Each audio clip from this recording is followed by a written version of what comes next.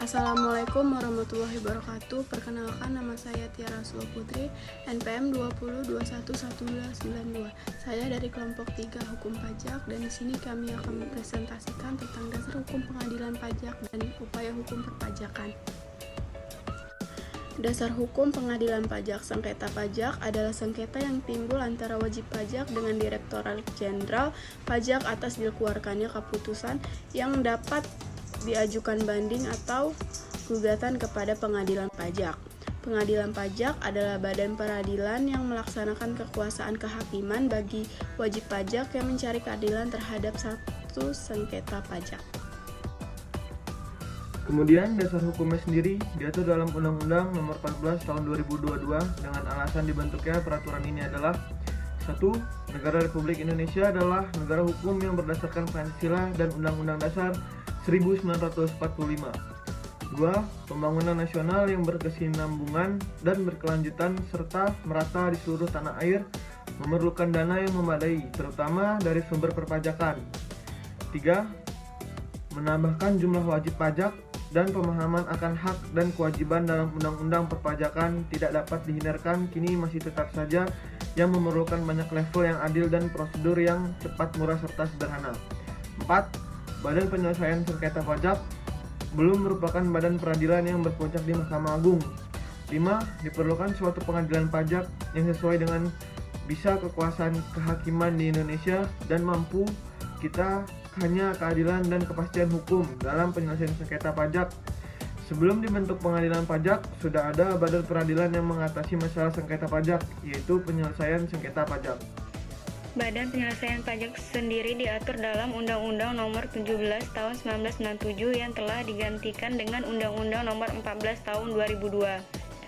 Dalam pasal 34 Undang-Undang Pengadilan Pajak tersebut memberikan kemudahan kepada wajib pajak untuk didampingi satu atau lebih kuasa hukum dengan surat kuasa khusus. Persyaratan dalam peraturan tersebut hanya sebatas syarat umum. Sedangkan syarat khusus lainnya diatur dalam PMK nomor 184 tahun 2017. Berdasarkan pasal 3, PMK tersebut dijelaskan bahwa salah satu syarat menjadi kuasa hukum adalah mempunyai pengetahuan yang luas dan keahlian tentang peraturan perundang-undangan dalam bidang perpajakan, sehingga wajib pajak dapat menggunakan jasa konsultasi pajak sebagai kuasa hukum di pengadilan nanti. Kemudian ketentuan tentang konsultan pajak telah diatur dalam PMK nomor 111 tahun 2014. Beberapa dasar hukum yang telah disebutkan tadi memberikan kepastian dan kejelasan terkait proses penyelesaian sengketa pajak di pengadilan pajak, sehingga pelaksanaannya dapat berjalan dengan semestinya. Tentunya memberikan keadilan bagi wajib pajak dari pihak DJP. Assalamualaikum warahmatullahi wabarakatuh. Perkenalkan, nama saya Agung Kurnianto, NPM 2021-1288. Di sini saya akan menjelaskan tentang upaya hukum perpajakan.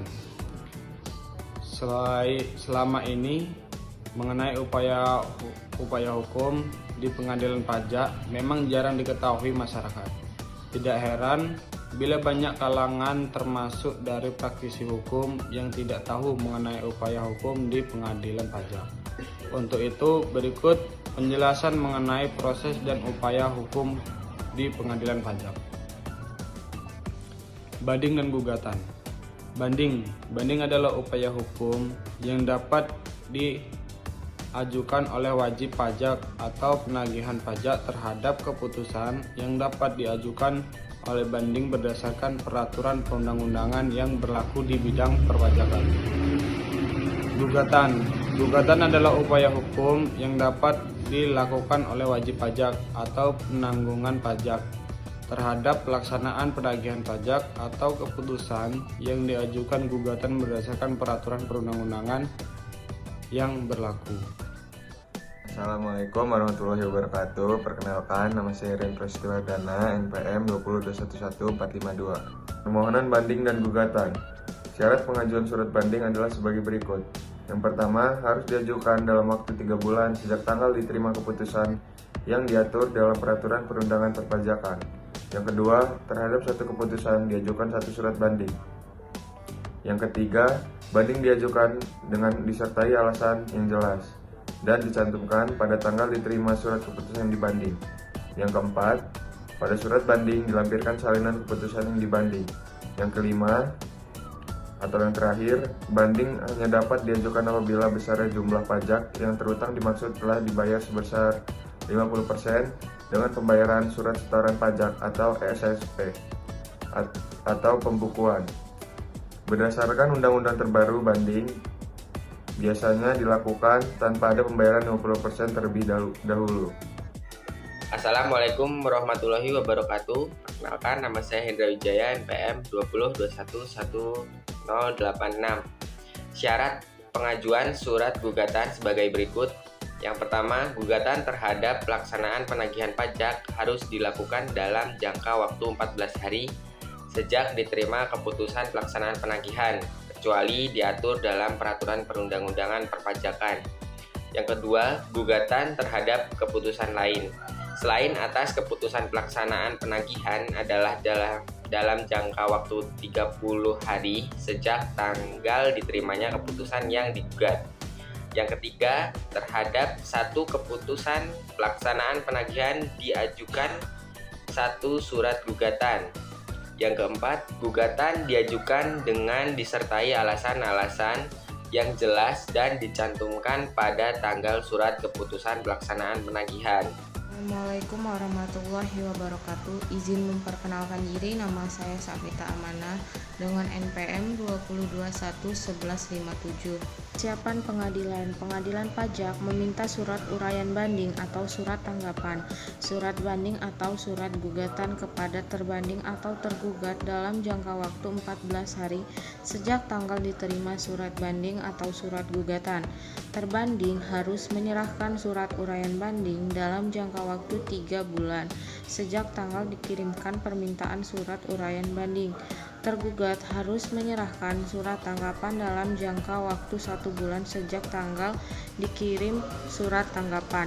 Yang kedua, pengadilan pajak mengirimkan surat uraian banding dari terbanding atau surat tanggapan dari tergugat kepada pemohon atau penggugat dalam jangka waktu 14 hari sejak tanggal diterima.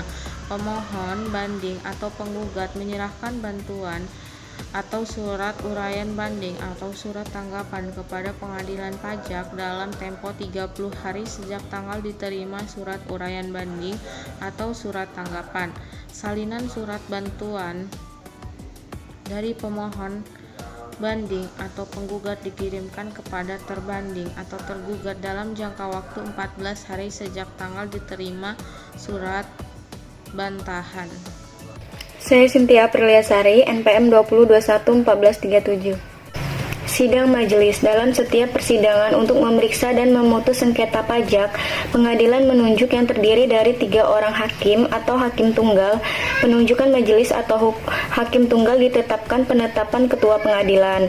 Majelis atau hakim tunggal bersidang pada hari yang ditentukan dari pertemuan hari sidang dengan pihak yang bersengketa masing-masing dapat disertai atau diwakili oleh satu atau lebih kuasa hukum dengan surat kuasa khusus. Pengambilan putusan. Yang pertama, putusan pengadilan pajak diambil berdasarkan hasil penilaian dan berdasarkan peraturan perundang-undangan perpajakan yang bersangkutan dan peraturan perundang-undangan perpajakan lainnya yang berdasarkan keyakinan hakim. Yang kedua, putusan pengadilan pajak sebagaimana dimaksud atas pedoman pada berita acara sidang. Yang ketiga, putusan atas sengketa pajak dimusyawarahkan oleh hakim kedua dengan hakim anggota atau ditetapkan oleh hakim tunggal. Assalamualaikum warahmatullahi wabarakatuh. Perkenalkan, nama saya Muhammad Perdana,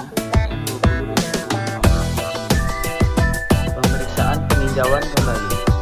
A. Permohonan peninjauan kembali atau PK hanya dapat dilakukan satu kepada Mahkamah Agung kepada Pengadilan Pajak. B. Permohonan peninjauan kembali tidak menangguhkan atau mengakhiri pelaksanaan putusan Pengadilan Pajak. C. Permohonan peninjauan kembali dapat dicabut sebelum diputus dan dalam hal sudah dicabut permintaan kembali tersebut tidak dapat diajukan lagi. Sekian dari kelompok kami.